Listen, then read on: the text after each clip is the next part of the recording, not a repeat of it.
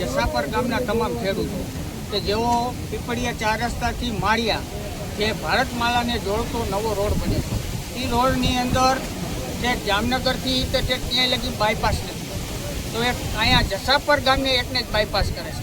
તેમાં જસાપર ગામના ઘણા બધા ખેડૂતની જમીન જાય છે. અમુક ખેડૂત છે કે તેમને જમીન વિહોણા થઈ જાય છે, ખેડૂત ખાતેદાર મટી જાય છે.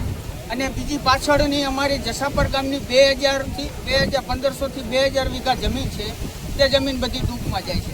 અમારો પાણી નિકાલ આ એક બાયપાસ કરવાથી એટલું બધું નુકસાન થાય છે કે એની કોઈ સીમા નથી. અમારા ગામમાંથી ઘણા બધા લોકોને સ્થળાંતર કરી અને મોરબી કે ગમે મજૂરી કરવા જાય છે. અહીંયા આજીવિકા હાલે છે જેની વર્ષોથી 10 પેઢીથી, અને એના પરિવાર બધા અહીંયા એની રોજીરોટી હાલે છે આ જમીન ઉપર.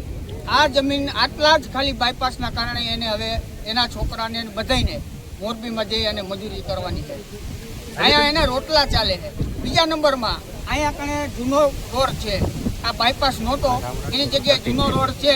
એ રોડની અંદર એ ખેડૂતો જે છે એને કોઈને વિરોધ નથી, એમને 50% વળતર ચૂકવાઈ ગયું હોય, એના હાથ બારમાંથી જમીન વહી ગઈ છે. હવે અહીંયા વહી ગઈ જમીન, અહીંયા એક જ રોડ અને ડબલ જમીન અને એક જ રોડ ડબલ વળતર ચૂકવવું પડે. આમાં પણ સરકારને પણ બોજ આવે.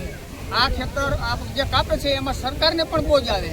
તો અમારી એવી માંગ છે કે ભાઈ આ જે જૂનો રોડ છે એ જ જગ્યાએ બની શકે છે એમ છે તો બનાવો, તમે વ્યવસ્થા કરો, કોઈ બ્રિજ બનાવી કે જે બાજુનું ગામ છે એને પણ કોઈ નુકસાની ન થાય, બ્રિજ બનાવી નાખો બરોબર, ત્યાં બને એવી અમારી માંગ છે કે જૂનો રોડ છે એ જ બનાવે. અને જો નહીં બનવાથી તમારા જસાપર ગામ આખું સાથે છે અને અમે ગાંધીજી જ્યાં માગે કોઈ પણ અમે કરવા તૈયાર. પણ આજે તમે અહીંયા ભેગા થયા હતા, શેના માટે ભેગા થયા હતા, શું હતું? આજે ભેગા થયા હતા, આજે સર્વે કરવા માટે મામલતદાર સાહેબ અને રોડ ટીમ આવી હતી પોલીસ બંદોબસ્ત સાથે.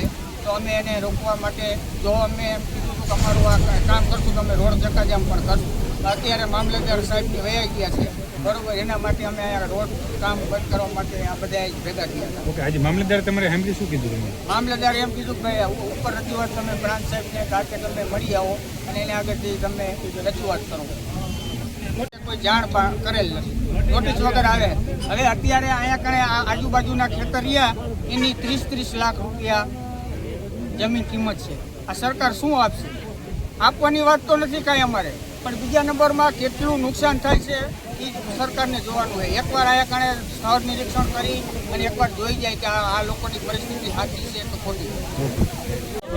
ગામ જસાપર મારી પાસે 4.5 વીઘા જમીન છે, 4.5 વીઘા મારા ભાઈની, એટલે ટોટલ જમીન વહી જાય છે. હું બિન ખાતેદાર થઈ જાઉં તો આ સરકારને મેં રજૂઆત કરી, છતાં પણ હજી અમારે રોડ કરવો છે તો કોઈ પણ સમજો કે આ રોડ અમારે કરવા દેવાનો નથી, અથવા મને કાંઈ જમીન આપે, સરકાર પાસે જોગવાઈ હોય તો મને જમીન આપે જેટલી મારી જમીન જાય છે, અને કામ બંધ કરે.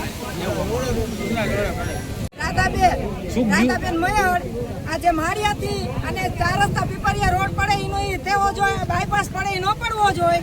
અને ગમે આવશે એટલે અમે લડવા તૈયાર છે કે અમારા છોકરાના રોટલા ટાળે એ રોડ રહ્યો ને એનો જ રહેવો જોઈએ ચાલુ, બીજું ન પડવો જોઈએ. બાયપાસ પડે 108 વીઘા 110 વીઘા જમી જાય છે, ખાતા ઉડી જાય એને શું કરવાનું?